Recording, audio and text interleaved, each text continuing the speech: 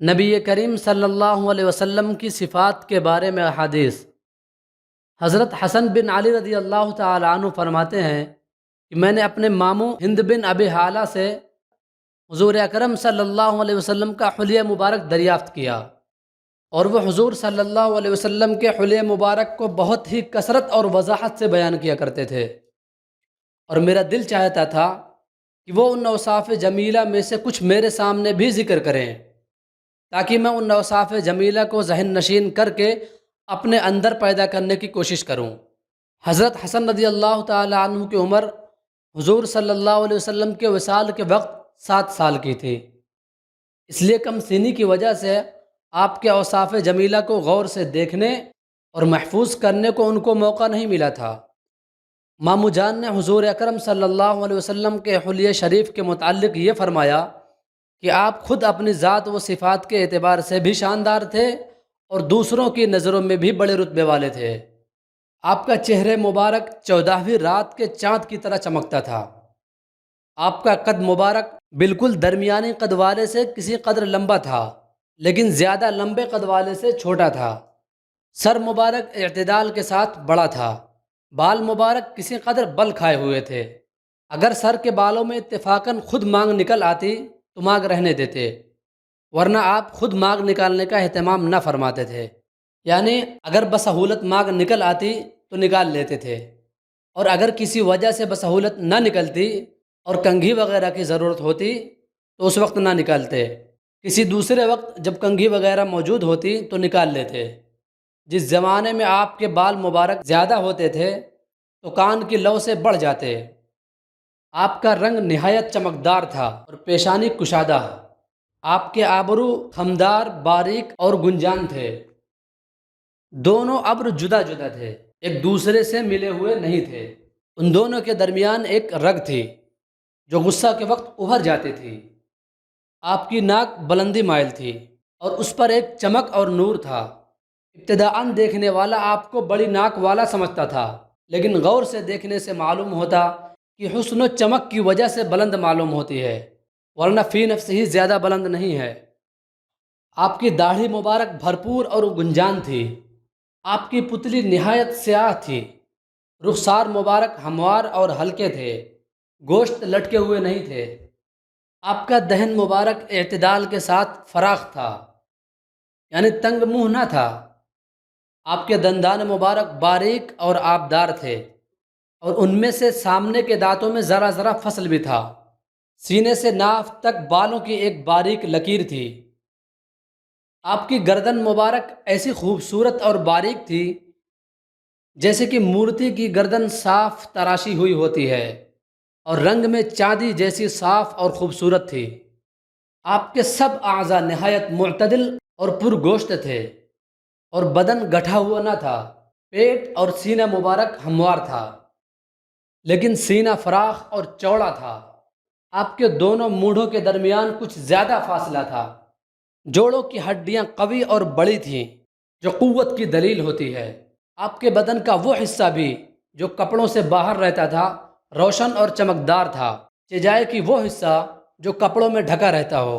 سینہ اور ناف کے درمیان ایک لکیر کی طرح سے بالوں کی باریک دھاری تھی۔ اس لکیر کے علاوہ دونوں چھاتیاں اور پیٹ بالوں سے خالی تھا، البتہ دونوں بازو اور کندھوں اور سینہ کے بالائی حصہ پر بال تھے۔ آپ کی کلائیاں لمبی تھیں اور ہتھیلیاں فراخ۔ آپ کی ہڈیاں معتدل اور سیدھی تھیں۔ ہتھیلیاں اور دونوں قدم گداز اور پرگوشت تھے۔ ہاتھ پاؤں کی انگلیاں تناسب کے ساتھ لمبی تھیں۔ آپ کے تلوے قدرے گہرے تھے۔ قدم ہموار تھے کہ پانی ان کے صاف ستھرے اور چکنے ہونے کی وجہ سے ان پر ٹھہرتا نہیں تھا، فوراً ڈھل جاتا تھا۔ جب آپ چلتے تو قوت سے قدم اٹھاتے اور آگے کو جھک کر تشریف لے جاتے۔ قدم زمین پر آہستہ پڑتا، زور سے نہیں پڑتا تھا۔ آپ تیز رفتار تھے اور ذرا کشادہ قدم رکھتے، چھوٹے چھوٹے قدم نہیں رکھتے تھے۔ جب آپ چلتے تو ایسا معلوم ہوتا گویا نچان میں اتر رہے ہیں۔ جب کسی کی طرف توجہ فرماتے تو پورے بدن سے پھر کر توجہ فرماتے۔ آپ کی نظر نیچی رہتی تھی۔ آپ کی نظر بنسبت آسمان کے زمین کی طرف زیادہ رہتی تھی۔ آپ کی عادت شریفہ عموماً گوشے چشم سے دیکھنے کی تھی، زیادہ شرم و حیا کی وجہ سے پوری آنکھ بھر کر نہیں دیکھتے تھے، چلنے میں صحابہ کو اپنے آگے کر دیتے تھے اور خود پیچھے رہ جاتے تھے، جس سے ملتے سلام کرنے میں خود ابتدا فرماتے۔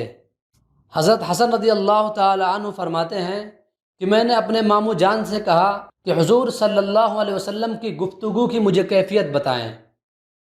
انہوں نے فرمایا کہ آپ امت کے بارے میں مسلسل غمگین اور ہمیشہ فکر مند رہتے تھے، کسی گھڑی آپ کو چین نہیں آتا تھا، اکثر اوقات خاموش رہتے، بلا ضرورت گفتگو نہ فرماتے، آپ کی تمام گفتگو شروع سے آخر تک منہ بھر کر ہوتی تھی، یہ نہیں کہ نوک زبان سے کٹتے ہوئے حروف کے ساتھ آدھی بات زبان سے کہی اور آدھی بولنے والے کے ذہن میں ہی رہی، جیسے کہ موجودہ زمانے کے متکبرین کا دستور ہے۔ جامع الفاظ کے ساتھ کلام فرماتے، جن کے الفاظ کم اور معنی زیادہ ہوتے، آپ کا کلام ایک دوسرے سے ممتاز ہوتا تھا، نہ اس میں فضول باتیں ہوتی اور نہ ضرورت سے اتنی کم ہوتی کہ مطلب پوری طرح واضح نہ ہو۔ آپ نرم مزاج تھے، نہ آپ سخت مزاج تھے اور نہ کسی کی تذلیل فرماتے تھے۔ اللہ کی نعمت خواہ کتنی ہی تھوڑی ہو، اس کو بہت بڑا سمجھتے تھے، نہ اس کی کسی طرح مذمت فرماتے تھے اور نہ اس کی زیادہ تعریف فرماتے۔ مذمت نہ فرمانا تو ظاہر ہے کہ حق تعالی شانہ کی نعمت ہے، زیادہ تعریف نہ فرمانا اس لیے تھا کہ اس سے حرص کا شبہ ہوتا ہے، جب کوئی حق کے آڑے آ جاتا تو پھر کوئی بھی آپ کے غصے کی تاب نہ لا سکتا تھا۔ آپ کا غصہ اس وقت ٹھنڈا ہوتا جب آپ اس کا بدلہ لے لیتے۔ ایک روایت میں یہ مضمون ہے کہ دنیا اور دنیاوی امور کی وجہ سے آپ کو کبھی غصہ نہ آتا تھا، چونکہ آپ کو ان کی پرواہ بھی نہ ہوتی تھی، اس لیے کبھی دنیاوی نقصان پر آپ کو غصہ نہ آتا تھا۔ البتہ اگر کسی دینی امر اور حق بات کے کوئی آڑے آتا تو اس وقت آپ کے غصے کی کوئی شخص تاب نہ لا سکتا تھا اور کوئی اس کو روک بھی نہ سکتا تھا، یہاں تک کہ آپ اس کا بدلہ لے لیں۔ آپ اپنی ذات کے لیے نہ کسی پر ناراض ہوتے تھے نہ اس کا انتقام لیتے تھے۔ جب کسی جانب اشارہ فرماتے تو پورے ہاتھ سے اشارہ فرماتے کہ انگلیوں سے اشارہ تواضع کے خلاف ہے، یا آپ نے انگلی سے اشارہ کو توحید کی طرف اشارہ کرنے کو مخصوص فرما رکھا تھا۔ جب کسی بات پر تعجب فرماتے تو ہاتھ کو پلٹ لیتے تھے، اور جب بات کرتے تو گفتگو کے ساتھ ہاتھوں کو بھی حرکت فرماتے، اور کبھی داہنی ہتھیلی کو بائیں انگوٹھے کے اندرونی حصہ پر مارتے، اور جب کسی پر ناراض ہوتے تو اس سے منہ پھیر لیتے اور بے توجہی فرماتے یا درگزر فرماتے، اور جب آپ خوش ہوتے تو حیا کی وجہ سے آنکھیں جھکا لیتے۔ آپ صلی اللہ علیہ وسلم کی اکثر ہنسی تبسم ہوتی تھی، اس وقت آپ کے دندان مبارک اولے کی طرح چمکدار اور سفید ظاہر ہوتے تھے۔ حضرت حسن رضی اللہ تعالی عنہ فرماتے ہیں کہ میں نے حضرت حسین بن علی رضی اللہ تعالی عنہ سے حضور صلی اللہ علیہ وسلم کی ان صفات کا ایک عرصہ تک تذکرہ نہیں کیا، لیکن جب میں نے ان کے سامنے ان صفات کو بیان کیا تو مجھے پتہ چلا کہ وہ تو ماموں جان سے یہ باتیں مجھ سے پہلے ہی پوچھ چکے ہیں، اور مجھے یہ بھی پتہ چلا کہ وہ اپنے والد محترم سے رسول پاک صلی اللہ علیہ وسلم کے مکان تشریف لے جانے اور باہر تشریف لانے اور مجلس میں تشریف فرما ہونے اور حضور صلی اللہ علیہ وسلم کے طرز و طریقے کو بھی معلوم کر چکے تھے، اور ان میں سے ایک بات بھی انہوں نے نہیں چھوڑی تھی۔ چنانچہ حضرت حسین رضی اللہ تعالی عنہ نے بیان کیا کہ میں نے اپنے والد حضرت علی رضی اللہ تعالی عنہ سے حضور صلی اللہ علیہ وسلم کے مکان تشریف لے جانے کے حالات دریافت کیے، تو انہوں نے فرمایا کہ حضور صلی اللہ علیہ وسلم کو مکان جانے کی اللہ کی طرف سے اجازت تھی، اور آپ مکان میں تشریف رکھنے کے وقت کو 3 حصوں میں تقسیم فرماتے تھے۔ ایک حصہ اللہ کی عبادت میں خرچ فرماتے، یعنی نماز وغیرہ پڑھتے تھے۔ دوسرا حصہ گھر والوں کے ادائے حقوق میں خرچ فرماتے، مثلا ان سے ہنسنا، بولنا، بات کرنا، ان کے حالات معلوم کرنا۔ تیسرا حصہ خاص اپنی ضروریات، راحت و آرام کے لیے رکھتے تھے۔ پھر اس اپنے والے حصہ کو بھی 2 حصوں پر اپنے اور لوگوں کے درمیان تقسیم فرما دیتے، اس طرح پر کہ خصوصی حضرات صحابہ کرام رضی اللہ تعالی عنہم اس وقت حاضر ہوتے، ان خواص کے ذریعے سے آپ کی بات عوام تک پہنچتی۔ ان لوگوں سے کسی چیز کو اٹھا کر نہ رکھتے تھے، یعنی نہ دین کے امور میں نہ دنیاوی منافع میں، غرض ہر قسم کا نفع بلا دریغ پہنچاتے تھے۔ اور امت کے اس حصہ میں آپ کا یہ طرز تھا کہ آنے والوں میں اہل فضل یعنی علم و عمل والوں کو حاضری کی اجازت میں ترجیح دیتے تھے، اس وقت کو ان کی دینی فضیلت کے لحاظ سے ان پر تقسیم فرماتے تھے۔ کوئی ایک حاجت لے کر آتا اور کوئی دو، اور کوئی بہت ساری حاجتیں لے کر حاضر ہوتا۔ آپ ان کی حاجتیں پوری کرنے میں لگ جاتے، اور ان کو ایسے امور میں مشغول فرماتے جو خود ان کی اور تمام امت کی اصلاح کے لیے مفید اور کارآمد ہوں۔ آپ ان آلے والوں سے عام مسلمانوں کے دینی حالات پوچھتے اور جو ان کے مناسب بات ہوتی وہ ان کو بتا دیتے، اور ان کو یہ فرما دیتے کہ جو لوگ یہاں موجود ہیں وہ ان مفید اور ضروری باتوں کو غائبین تک بھی پہنچا دیں۔ اور یہ بھی ارشاد فرماتے تھے کہ جو کسی عذر، پردہ، دوری یا شرم یا رعب کی وجہ سے مجھ سے اپنی ضرورتوں کا اظہار نہیں کر سکتے، تم لوگ ان کی ضرورتیں مجھ تک پہنچا دیا کرو، اس لیے کہ جو شخص بادشاہ تک کسی ایسے شخص کی حاجت پہنچائے جو خود نہیں پہنچا سکتا تو اللہ تعالیٰ قیامت کے دن اس شخص کو ثابت قدم رکھیں گے۔ حضور صلی اللہ علیہ وسلم کی مجلس میں ضروری اور مفید باتوں کا تذکرہ ہوتا تھا، ایسے ہی امور کو حضور صلی اللہ علیہ وسلم خوشی سے سنتے تھے، اس کے علاوہ لایعنی اور فضول باتیں سننا گوارا نہیں کرتے تھے۔ صحابہ حضور صلی اللہ علیہ وسلم کی خدمت میں دینی امور کے طالب بن کر حاضر ہوتے تھے اور کچھ نہ کچھ چکھ کر ہی واپس جاتے تھے۔ چکھنے سے مراد امور دینیہ کا حاصل کرنا بھی ہو سکتا ہے اور کسی چیز کا کھانا بھی مراد ہو سکتا ہے۔ صحابہ حضور صلی اللہ علیہ وسلم کی مجلس سے ہدایت اور خیر کے لیے مشعل اور رہنما بن کر نکلتے تھے۔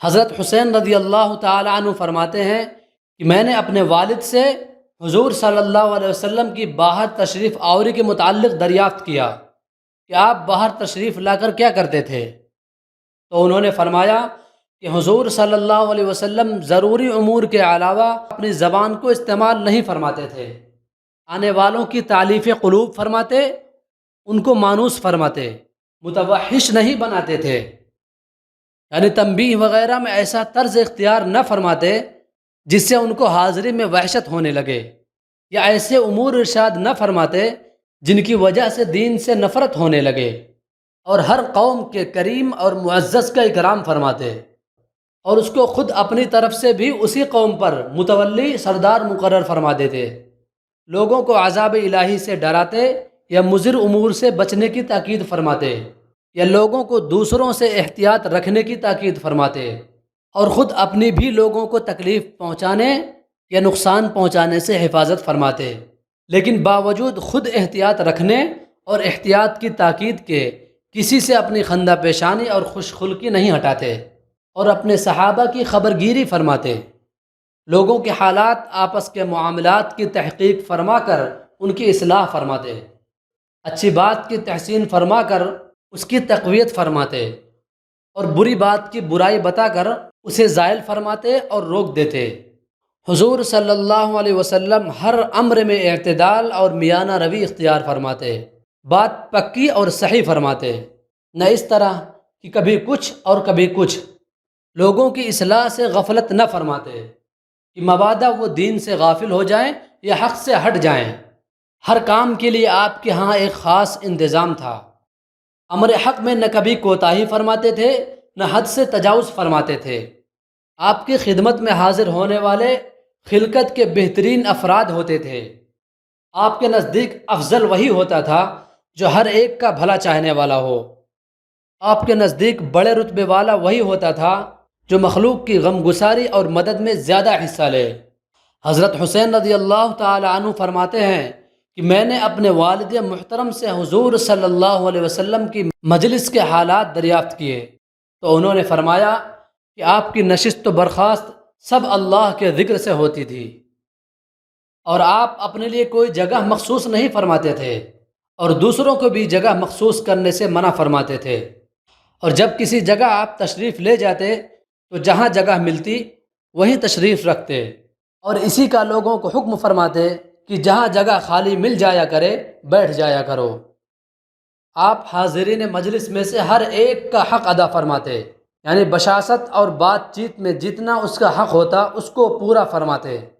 آپ کے پاس کا ہر بیٹھنے والا یہ سمجھتا تھا کہ حضور صلی اللہ علیہ وسلم میرا سب سے زیادہ اکرام فرما رہے ہیں۔ جو آپ کے پاس کسی کام سے بیٹھتا یا آپ کے ساتھ کھڑا ہوتا تو آپ اس کے ساتھ رہتے یہاں تک کہ وہ خود ہی چلا جائے۔ جو آپ سے کوئی چیز مانگتا تو آپ اس کو وہ چیز مرحمت فرما دیتے، یا اگر نہ ہوتی تو نرمی سے جواب فرماتے۔ آپ کی خندہ پیشانی اور خوش خلقی تمام لوگوں کے لیے عام تھی۔ آپ صلی اللہ علیہ وسلم تمام لوگوں سے شفقت میں والد جیسا معاملہ فرماتے، اور حق بات میں تمام لوگ آپ کے نزدیک برابر تھے۔ آپ کی مجلس میں حلم و حیا، صبر و امانت پائی جاتی تھی، اور یہی صفات اس مجلس سے سیکھی جاتی تھیں۔ اور آپ کی مجلس میں نہ شور و شغب ہوتا تھا اور نہ کسی کے بے عزتی اور آبرو ریزی کی جاتی تھی۔ آپ کی مجلس میں اول تو کسی سے لغزش ہوتی ہی نہیں تھی، سب محتاط ہو کر بیٹھتے تھے، اور اگر کسی سے ہو جاتی تھی تو اس کا آگے تذکرہ نہیں ہوتا تھا۔ آپس میں سب برابر شمار کیے جاتے تھے، حسب و نسب کی بڑائی نہ سمجھتے تھے، البتہ ایک دوسرے پر فضیلت تقوی سے ہوتی تھی۔ ہر شخص دوسرے کے ساتھ تواضع کے ساتھ پیش آتا تھا، بڑوں کی تعظیم کرتے تھے اور چھوٹوں پر شفقت کرتے تھے، حاجت مند کو ترجیح دیتے تھے اور اجنبی مسافر آدمی کی خبر گیری کرتے تھے۔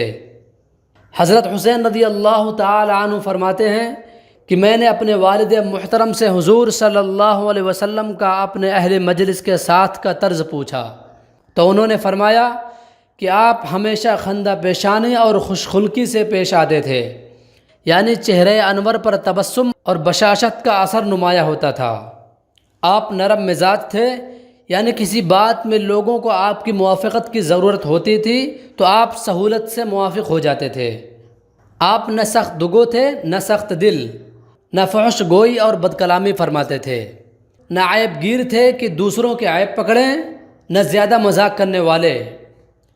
آپ نہ پسند بات سے تغافل برتتے تھے، یعنی ادھر التفات نہ فرماتے، گویا کہ سنی ہی نہیں۔ دوسرے کی کوئی امید اگر آپ کو پسند نہ آتی تو اس کو مایوس بھی نہ فرماتے اور اس کو محروم بھی نہ فرماتے، بلکہ کچھ نہ کچھ دے دیتے یا دل جوئی کی بات فرما دیتے۔ آپ نے اپنے آپ کو 3 باتوں سے بالکل علیحدہ فرما رکھا تھا: جھگڑے سے، زیادہ باتیں کرنے سے، اور لا یعنی و بیکار باتوں سے۔ اور 3 باتوں سے لوگوں کو بچا رکھا تھا: نہ کسی کی مذمت فرماتے تھے، نہ کسی کو عار دلاتے تھے، اور نہ کسی کے عیوب تلاش فرماتے تھے۔ آپ صرف وہی کلام فرماتے تھے جو باعث اجر و ثواب ہو۔ جب آپ گفتگو فرماتے تو حاضرین مجلس اس طرح گردن جھکا کر بیٹھتے جیسے ان کے سروں پر پرندے بیٹھے ہوں، کہ ذرا بھی ان میں حرکت نہ ہوتی تھی کہ پرندہ ذرا سی حرکت سے اڑ جاتا ہے۔ جب آپ چپ ہو جاتے تب وہ حضرات کلام کرتے، یعنی حضور صلی اللہ علیہ وسلم کی گفتگو کے درمیان کوئی شخص نہ بولتا تھا۔ جو کچھ کہنا ہوتا حضور صلی اللہ علیہ وسلم کے چپ ہونے کے بعد کہتا تھا۔ آپ کے سامنے کسی بات میں جھگڑتے نہیں تھے، جس بات پر سب ہنستے آپ بھی اس بات پر تبسم فرماتے، اور جس سے سب لوگ تعجب کرتے تو آپ تعجب میں شریک رہتے۔ یہ نہیں کہ سب سے الگ چپ چاپ بیٹھے رہیں، بلکہ معاشرت اور طرز کلام میں حاضرین مجلس کے شریک حال رہتے۔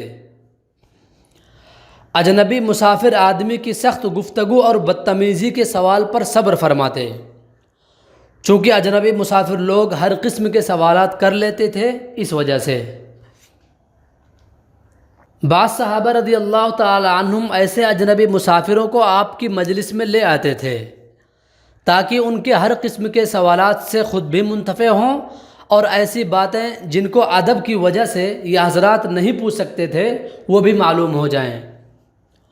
آپ یہ بھی تاکید فرماتے رہتے تھے کہ جب تم کسی حاجت مند کو دیکھو تو اس کی امداد کیا کرو، اگر آپ کی کوئی تعریف کرتا تو آپ اس کو گوارا نہ فرماتے، البتہ اگر آپ کے کسی احسان کے بدلہ میں بطور شکریہ کہ کوئی آپ کی تعریف کرتا تو آپ سکوت فرماتے کہ احسان کا شکر اس پر ضروری تھا، اس لیے گویا وہ اپنا فرض منصبی ادا کر رہا ہے۔ کسی کی بات کاٹتے نہیں تھے، البتہ اگر کوئی حد سے تجاوز کرنے لگتا تو اس کو روک دیتے تھے یا مجلس سے کھڑے ہو جاتے تھے تاکہ وہ خود رک جائے۔ حضرت حسین رضی اللہ تعالی عنہ فرماتے ہیں کہ میں نے اپنے والد محترم سے حضور صلی اللہ علیہ وسلم کی خاموشی کی کیفیت کے بارے میں پوچھا تو انہوں نے فرمایا کہ آپ 4 موقعوں پر خاموشی اختیار فرماتے تھے: برداشت کرنا اور بیدار مغز ہونا، اور اندازہ لگانا اور غور و فکر کرنا۔ آپ 2 باتوں کا اندازہ لگایا کرتے تھے کہ کس طرح سے تمام لوگوں کے ساتھ دیکھنے میں اور بات سننے میں برابری کا معاملہ ہو۔ آپ باقی رہنے والی آخرت اور فنا ہونے والی دنیا کے بارے میں غور و فکر فرمایا کرتے تھے۔ اللہ تعالیٰ نے آپ کو حلم و صبر دونوں صفتوں سے نوازا تھا، چنانچہ آپ کو کسی چیز کی وجہ سے اتنا غصہ نہیں آتا تھا کہ آپ آپے سے باہر ہو جائیں۔ اللہ تعالیٰ نے آپ کو 4 چیزوں کے بارے میں بیدار مغزی عطا فرمائی تھی: 1 بھلی بات کو اختیار کرنا، 2 ان امور کا اہتمام کرنا جن سے امت کا دنیا و آخرت میں فائدہ ہو۔